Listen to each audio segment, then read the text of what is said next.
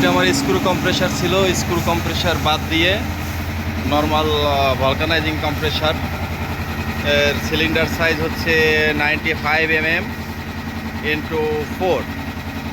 তো 95 mm cylinder 4টা।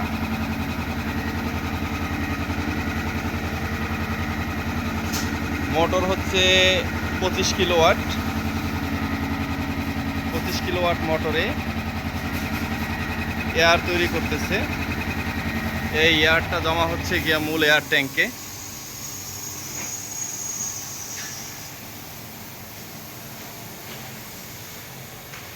আমরা আগে স্ক্রু কম্প্রেসার দিয়ে চালাতাম এটা, কিন্তু স্ক্রু কম্প্রেসারে নানান রকম জটিলতার কারণে স্ক্রু কম্প্রেসার বাদ দিয়ে ভলকানাইজিং কম্প্রেসার দিয়ে চালাচ্ছি। ভলকানাইজিং কম্প্রেসার দিয়ে এখান থেকে ড্রায়ারের ভিতর থেকে কানেকশন নিয়ে আমরা আমাদের ফাইবার লেজার চালাচ্ছি।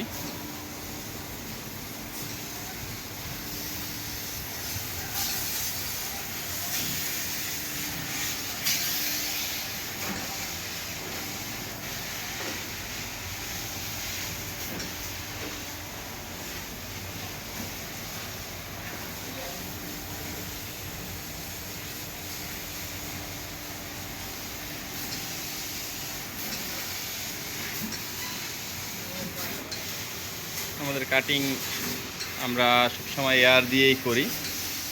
এয়ার দিয়ে আমরা বিভিন্ন ধরনের কাটিং করি, তার ভিতরে 6 মিলি পর্যন্ত কাটিং করা হয়েছে আমাদের।